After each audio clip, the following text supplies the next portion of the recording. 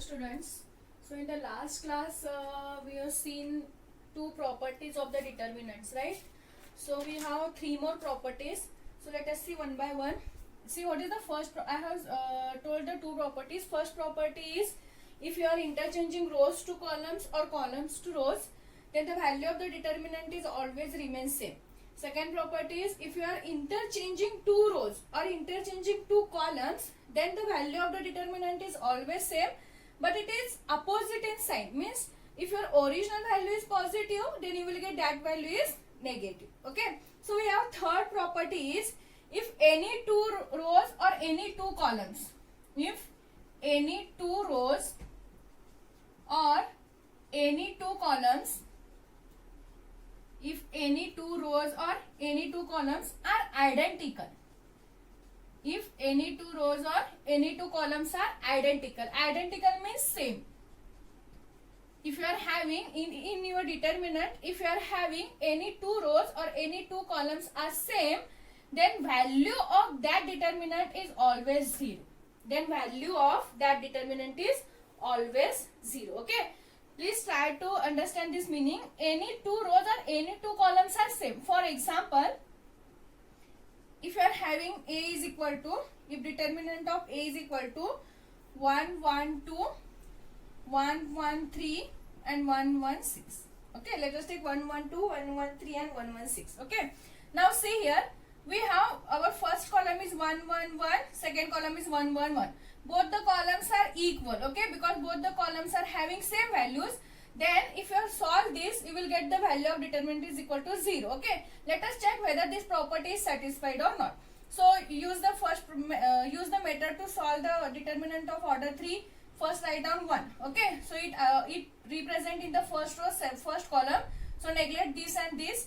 Then you remains with 1, 3, 1, 6. Okay, next minus second element, that is minus 1.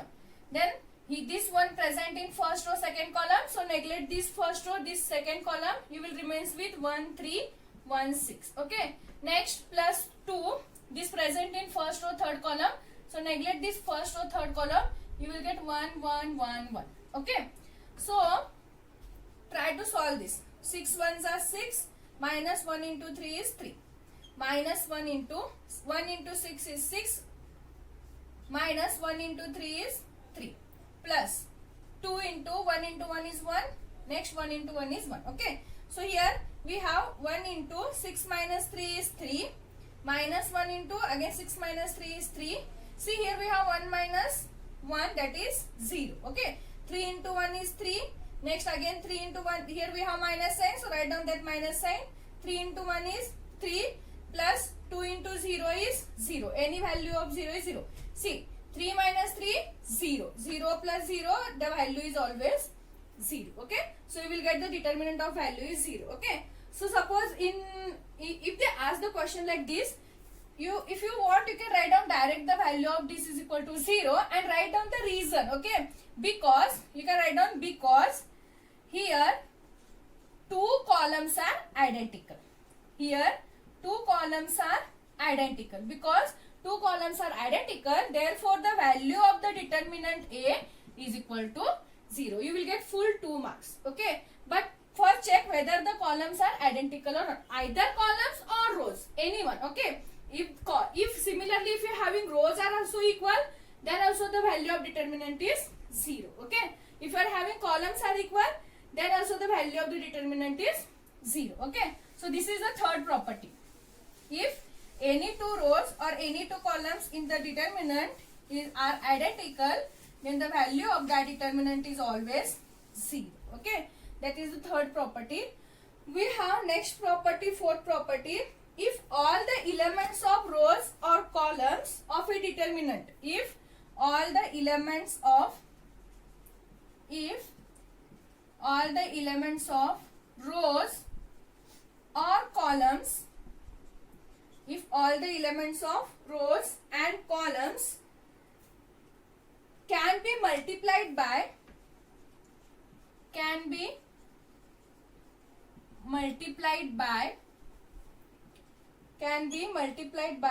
a factor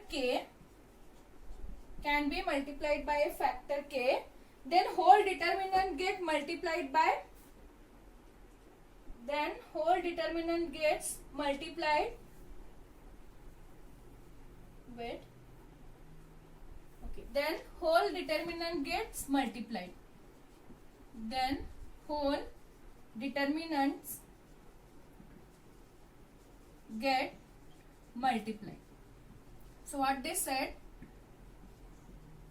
if all the elements of rows or columns can be multiplied by a factor k, then the whole determinant get multiplied. Okay. For example, see, in case of matrix, I have told one property.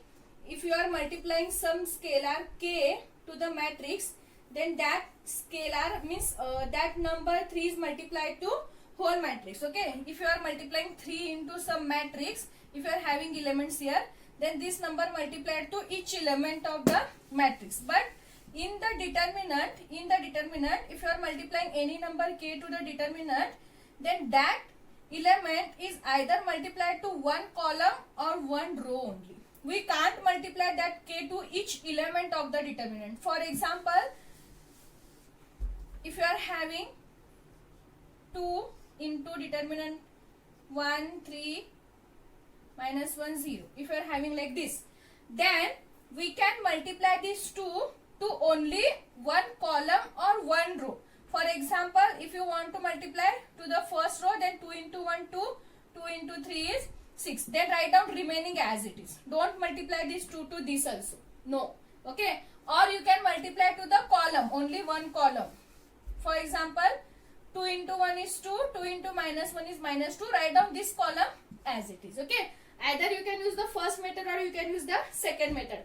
But only multiply in one row or to one column only. Okay. Not both the row, not both the column. Or suppose if you are having here 4,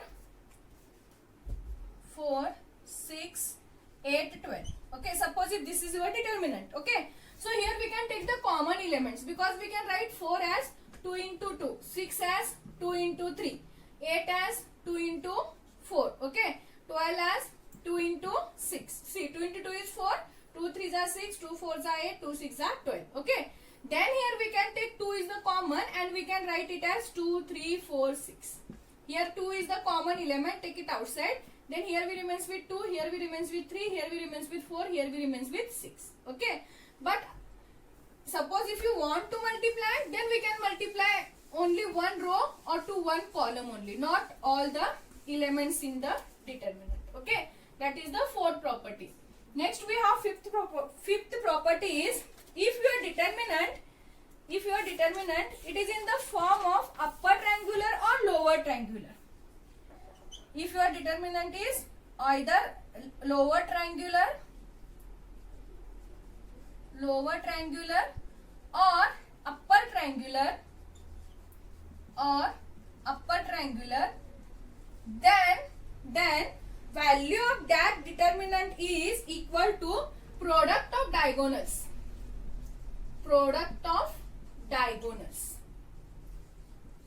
You know what is diagonal elements, okay.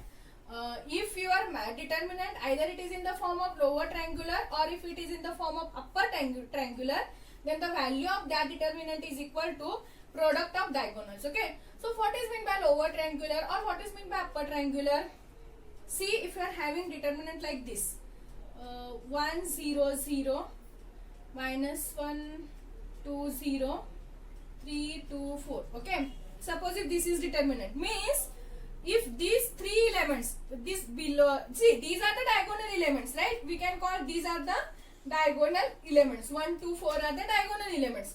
So if your determinant it is in this form, means about the diagonal elements, if you are having all elements are 0, then we can call this determinant is lower triangular. See, because it is in the form of triangle, right? So but here all above elements are 0 and we are having the below elements, therefore we can call this determinant is lower triangular.